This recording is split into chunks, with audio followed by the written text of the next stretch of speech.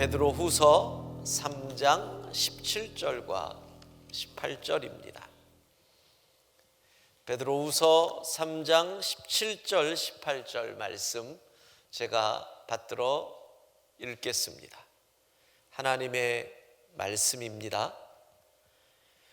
그러므로 사랑하는 자들아, 너희가 이것을 미리 알았은즉 무법한 자들의 미혹에 이끌려 너희가 굳센 데서 떨어질까 삼가라. 오직 우리 주 곧 구주 예수 그리스도의 은혜와 그를 아는 지식에서 자라가라. 영광이 이제와 영원한 날까지 그에게 있을지어다. 아멘. 오늘도 각 가정과 삶의 자리에서 예배에 임하는 모든 영광의 가족들, 성령 하나님의 기름 부으심이 이 예배 시간에 충만히 임하기를 축복합니다. 사순절 둘째 주일이며 코로나19 사태로 인하여 두 번째로 가정과 삶의 자리에서 온라인 예배로 드리는 이 시간, 저는 오늘 이번 둘째 주일 예배에 대한민국뿐 아니라 전 세계에 가장 유명해진 한 이단 집단에 대해서 설교 말씀을 통해서 여러분들과 이 일을 통해서 하나님께서 우리에게 주시는 교훈을 나눠보자고 합니다. 신천지, 여러분은 신천지 하면 어떤 느낌이 드십니까? 성도들이 어떤 생각을 갖고 있는지를 알고 싶어서 이번에는 인터뷰를 준비했는데 전문가들보다는 우리 교회 성도들을 중심으로 또 우리 교회 목사님들을 중심으로 몇 가지 질문을 해봤습니다. 같이 인터뷰를 보면서 이야기를 하려고 합니다. 첫 번째 질문은 신천지 그러면 어떤 생각이 드십니까? 어떤 느낌이십니까? 입니다.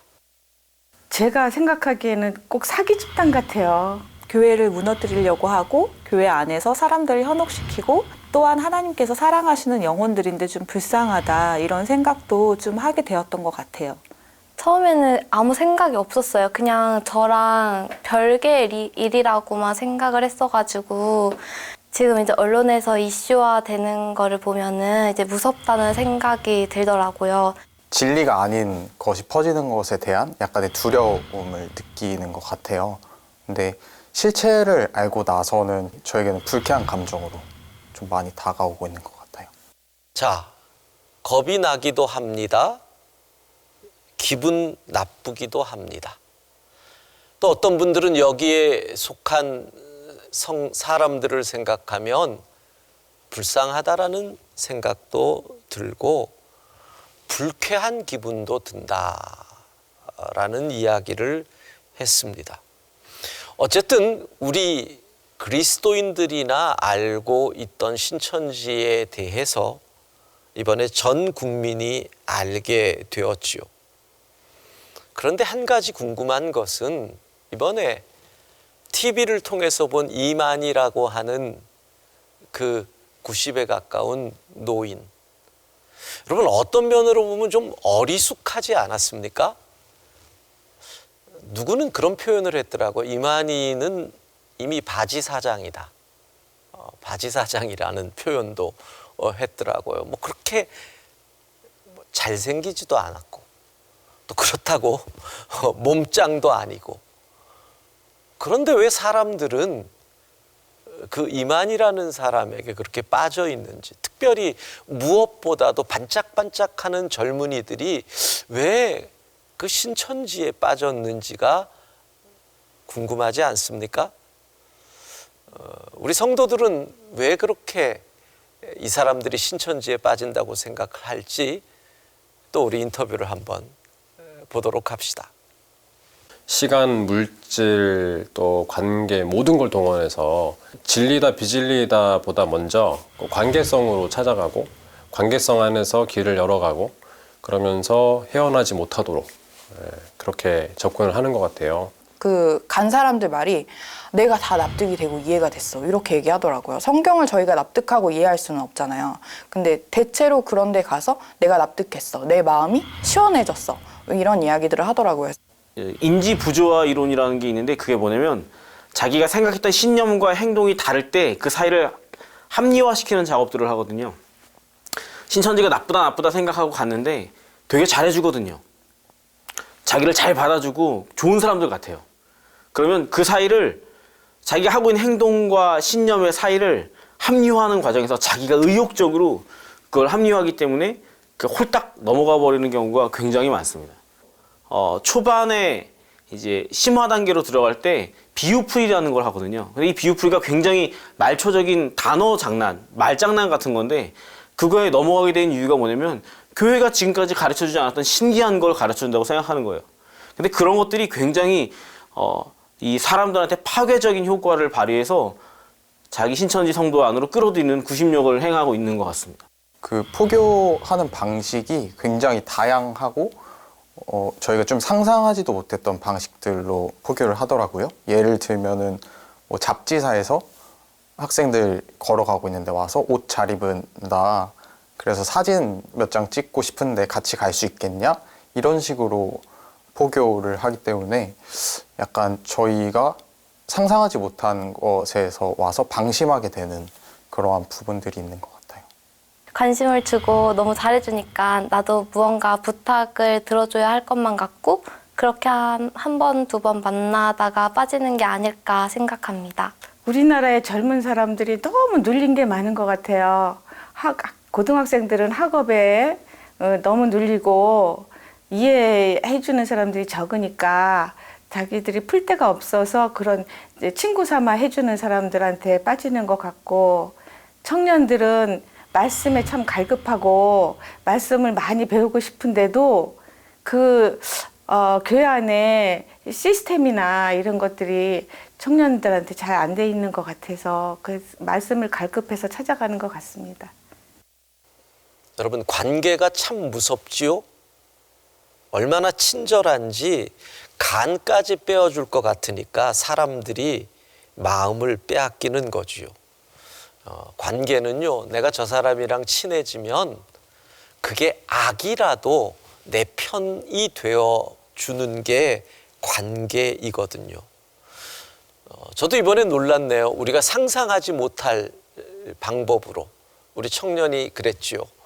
학교에서 옷을 잘 입으셨네, 우리 잡지사에서 사진 한 장 찍겠습니다, 이래가지고 사진 찍어준다 그래가지고 데리고 갔는데 거기가 신천지로 이끄는 관문이었다는 겁니다. 그러니까 여러분, 약속 장소에 가면 신천지는 이미 연극 무대처럼 설정을 해놓았다는 겁니다. 마치 지나가는 사람 1, 2가 있으면 그 사람들까지 다 세팅을 해놓고 여러분을 넘어뜨리려고 나를 유혹하기 위한 연극 무대 설정을 다 해놓고 있다는 겁니다. 그러면 우리에게 또 궁금해지는 것이 이겁니다. 신천지를 어떻게 구별할 수 있을까요? 심히 어려울 겁니다. 나름대로 방법, 인터뷰를 잠깐 보겠습니다. 어쨌든 낯선 사람들과의 만남, 또 외부에서의 성경 공부, 또 지인이라도 외부 지역에서 만났는데 제3자가 등장한다. 그 지인의 아는 전도사님, 권사님, 목사님, 제3자가 등장해서 우리 같이 성경 공부하자라고 한다면 10중 8구는 신천지이기 때문에 그 부분에 있어서는 반드시 조심하시는 게 좋고요. 신천지는 사실 벽에 물이 스며드는 것 같다고 해야 되나요? 스며드는지 안 스며드는지 몰라요. 그냥 저의 단적인 예로는 세션 연주를 하는 친구가 있었어요. 그리고 그 친구의 부탁으로 그냥 일반 교회 부흥회를 한다고 해서 저도 반주를 하러 갔었거든요. 며칠을 갔는데도 전혀 신천지 교회인지 모르겠더라고요. 근데 나중에 시간이 많이 지나고 다시 연락이 왔을 때 친구들이 말려서 얘기를 들어보니까 거기가 위장교회였다고 하더라고요. 전혀 저희가 분별할 수는 없어요. 처음부터 신천지라고 티내지 않기 때문에. 예, 참 어렵습니다. 그러니까 벽에 물이 스며들듯이 그렇게 슬금슬금 다가오니까 어떻게 알겠습니까? 그러나 정성조 목사님이 하신 그 말씀, 약속 장소에 나아갔는데 의외인 듯 제3자가 다가온다. 그러면 거의 100% 신천지다라고 생각하면 된다는 거죠. 여러분, 신천지는요, 장애인에게 접근하지 않는 데입니다. 그리고 신천지는 바쁜 사람에게도 접근하지 않는다는 해요. 왜냐하면 일주일에 4번, 하루 3시간, 그걸 7개월을 교육을 받아야 되는데 바쁜 사람은 그 시간에 올 수가 없거든요. 그리고 재밌는 건 그러다 보니까 신천지는 게으른 사람도 찾지 않는다는 겁니다. 여러분이 여기서 신천지에 타겟이 안 된 거는 게을러서 타겟이 안 된 것일 수도 있다라는 겁니다. 연세 드신 분들도 신천지에서는 별로 접근을 안 한다는 겁니다. 암기를 많이 해야 하는데 연세 드신 분들은 암기력이 떨어지기 때문에 신천지의 대상에서 제외된다는 거죠. 그러다 보니까 똑똑한 사람, 조금 불만이 있는 사람, 시간이 많은 사람, 자연적으로 20대 젊은이들이 신천지의 타겟이 될 수밖에 없다라는 생각이 듭니다. 그러면 신천지는 어느 것이, 어떤 점이 가장 위험한 점일까요? 뭐 너무나 많겠지만 인터뷰를 통해서 우리가 얻을 교훈이 또 있습니다. 잠깐 봅시다. 주변에 신천지에 빠진 사람들이 좀 있었거든요. 근데 보면 다 하나같이 가정이 무너지더라고요. 그래서 우리가 가장 지켜야 되는 공동체를 분열시키고 무너뜨리고 침입하고 이런 부분들이 있어서 저는 그런 느낌을 많이 받고 있습니다. 신천지인들이 중직자가 되는 일은 결탄코 돼서는 안 되는 거죠. 중직자가 되기 전에 상당 시간이 필요한 이유가 뭐냐면 외부에서 좋은 신앙인이라고 해서 와서 신앙생활을 잘하고 있다고 하더라도 3년, 4년 이 정도는 금방 할 수 있거든요.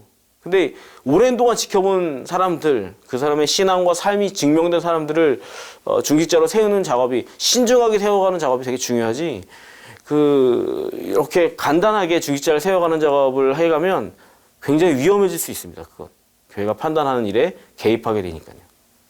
예, 가장 신천지의 위험성은 공동체를 파괴한다는 것입니다.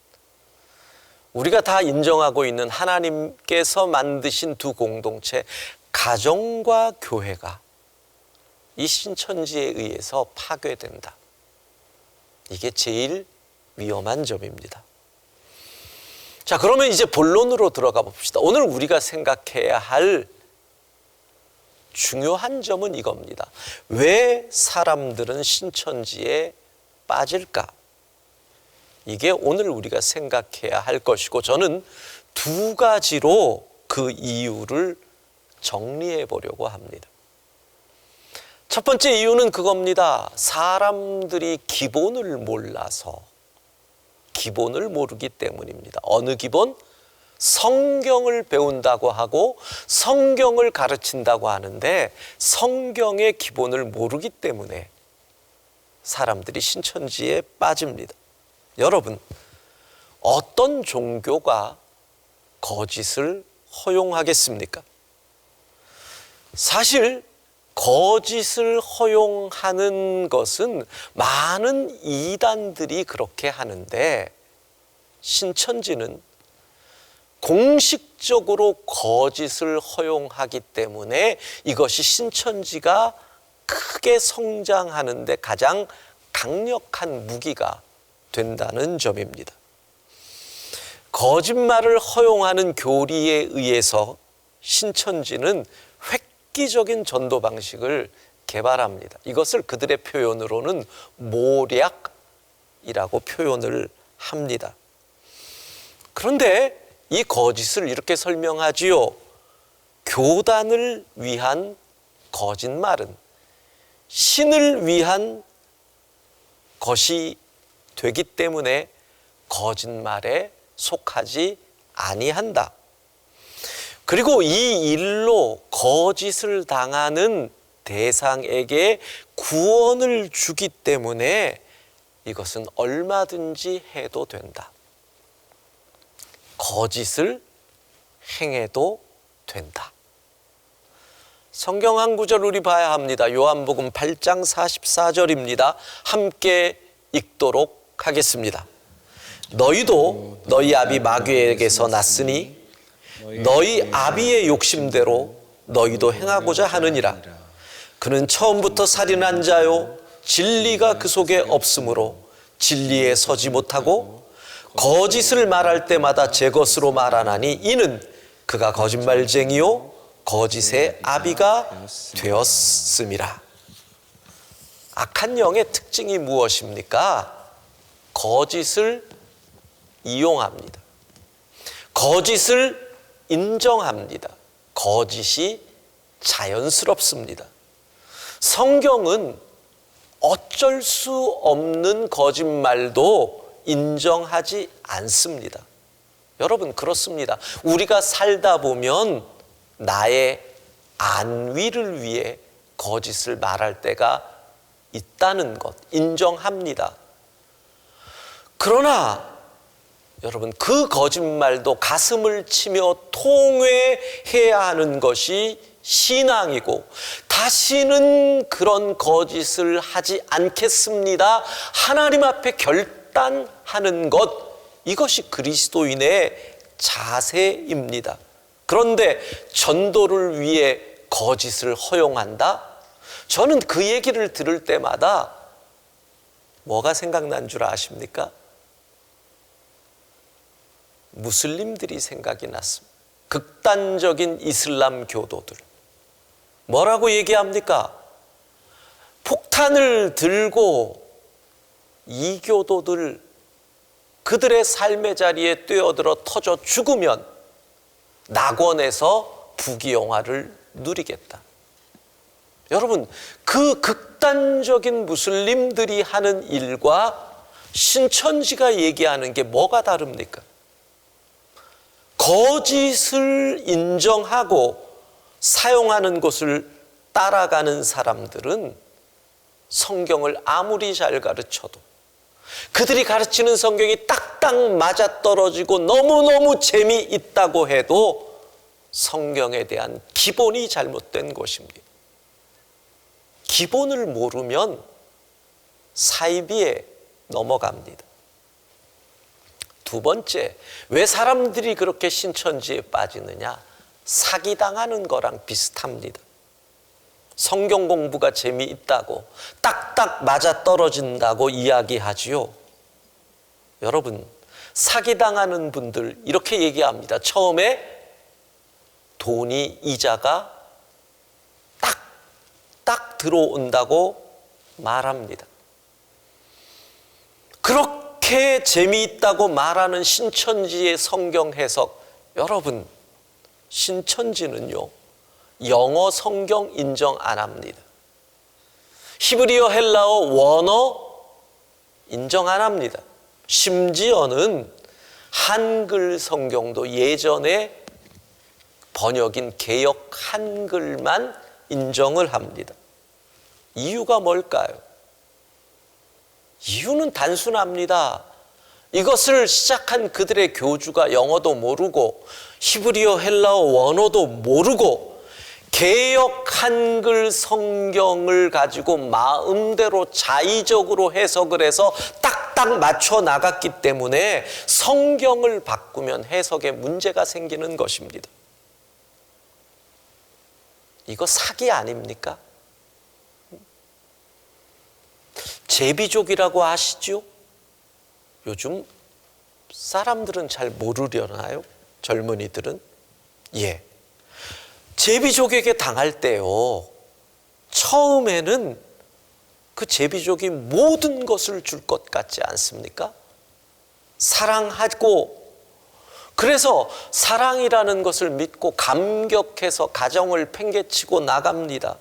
내가 있는 돈도 내놓습니다. 근데 나중에 정신 차리고 보면 모든 것이 사라지는 것과 이게 비슷한 것입니다.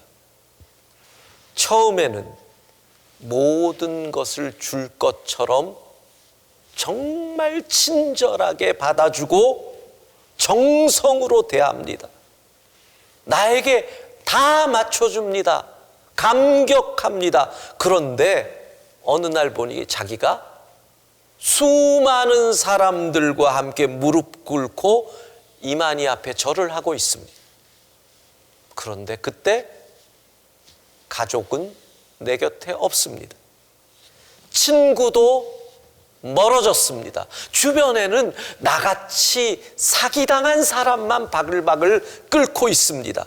피해자인 줄 모르는 피해자들만 남아 있습니다. 문제는 이곳에서 벗어날 길이 없습니다. 두렵고 가도 받아줄 사람이 없기에 거기에 있습니다. 그래서 어떻게 합니까? 내가 살아남으려고, 내가 살아남아야 되니까 나와 같은 피해자들을 또 끌어들이는 마치 다단계 사기 같은 일들이 벌어집니다. 사기의 특징이 무엇이지요? 사기 당할 때는 내가 사기 당하는지 모릅니다. 지금 사기인 줄 몰라서 그 속에서 즐겁게 재밌다고 하며 버티는 것입니다. 여러분, 이번에 코로나19로 인해서 신천지가 세상에 드러나고 있습니다. 그런데 기뻐할 일 아닙니다. 많은 분들 그럽니다. 하나님께서 이번 일을 통해서 코로나19로 인해서 신천지를 만방에 드러내셨다. 교회가 신천지랑 뭐가 다르냐? 이게 세상의 시각입니다. 세상은 신천지와 교회를 같은 기독교 카테고리로 보고 있습니다. 지난 주간에 우리 교역자들이 저 밖에 있는 카페에서 회의를 잠깐 모였습니다. 교회도 카페가 닫으니까 커피 마실 곳 찾아서 나갔는데 그 모임에서 기도를 하고 끝냈다나요? 근데 기도 끝냈는데 주변에 있는 어느 분들이 너희 신천지 아니냐고 야단을 쳤대네요. 사람들이 그렇게 두려워하고 긴장하고 있습니다. 여러분, 우리는 이번 코로나19를 통하여 신천지가 드러났다고 기뻐하는 것이 아니라 위대한 교회의 영광을 저속한 집단에게 빼앗긴 우리 교회들이 가슴 아파하고 어떻게 상실한 교회의 영광을 회복할지를 고민하고 기도해야 합니다. 많은 젊은이들이 신천지에 빠집니다. 생각해 보십시오. 미래가 불확실합니다. 취직이 안 됩니다. 경쟁의 압박 속에 있던 젊은이들에게 사랑과 관심으로 접근합니다. 그리고 이렇게 얘기합니다. 너의 인생을 리셋, 다시 시작할 수 있다. 목표를 제시합니다.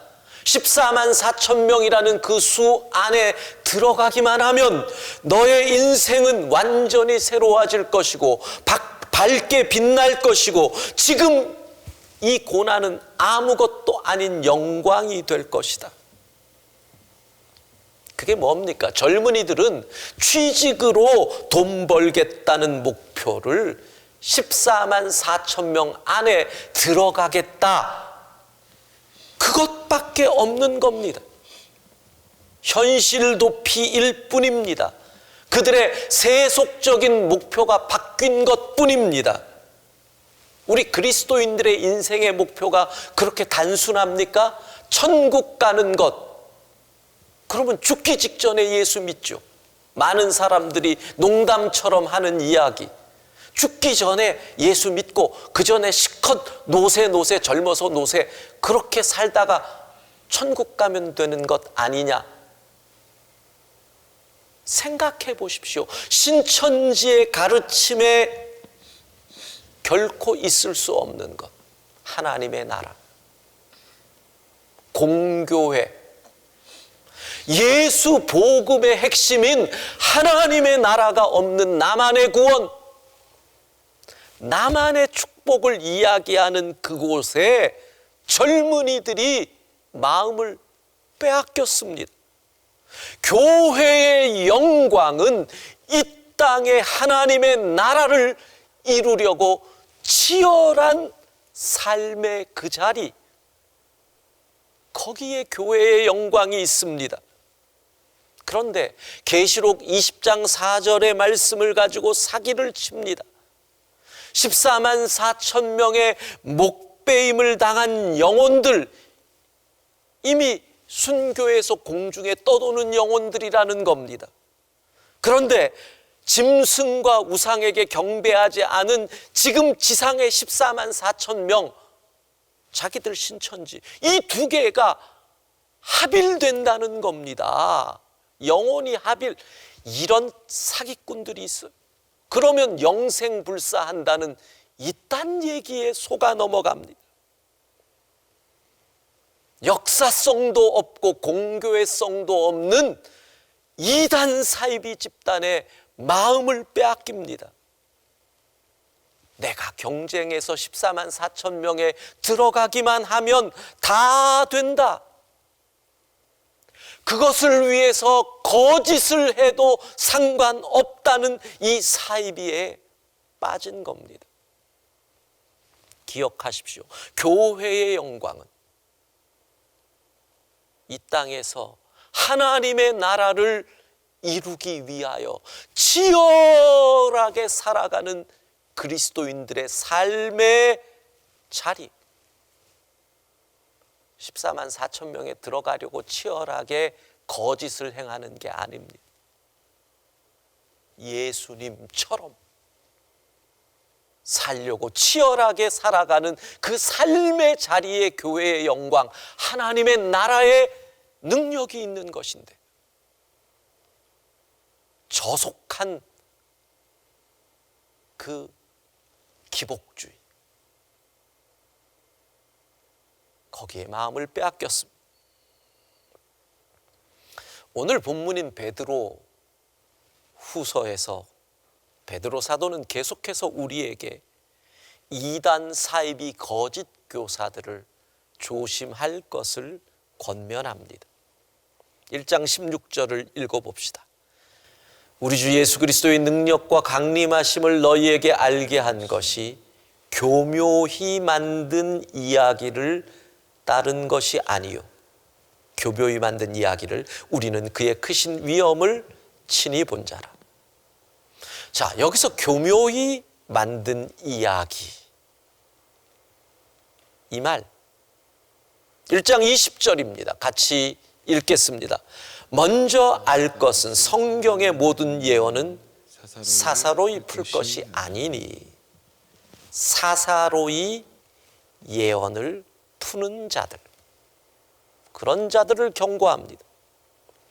그리고 2장 3절입니다. 그들이 탐심으로써 지어낸 말을 가지고 너희로 이득을 삼으니 그들의 심판은 옛적부터 지체하지 아니하며 그들의 멸망은 잠들지 아니하리라. 이득을 위하여 탐심으로 지어낸 말, 그러니까 이단들이 내세운 이론을 정리할 수 있습니다. 합치면 이렇게 되는 겁니다. 욕심, 탐욕에 사로잡혀 이득을 위하여 말씀을 사사로이 풀어서 교묘히 만들어낸 이야기, 거짓 이론, 이게 이단들의 이론입니다. 사랑하는 영광의 가족 여러분, 오늘 본문 말씀을 마지막으로 같이 읽도록 하겠습니다. 베드로서 3장 17절 18절입니다. 그러므로 사랑하는 자들아, 너희가 이것을 미리 알았은즉 무법한 자들의 미혹에 이끌려 너희가 굳센 데서 떨어질까 삼가라. 오직 우리 주 곧 구주 예수 그리스도의 은혜와 그를 아는 지식에서 자라가라. 영광이 이제와 영원한 날까지 그에게 있을지어다. 미혹에 이끌리시면 안 됩니다. 흔들리지 말고 진리에 다시 굳게 서는 우리 모두가 되기를 주의 이름으로 축복합니다.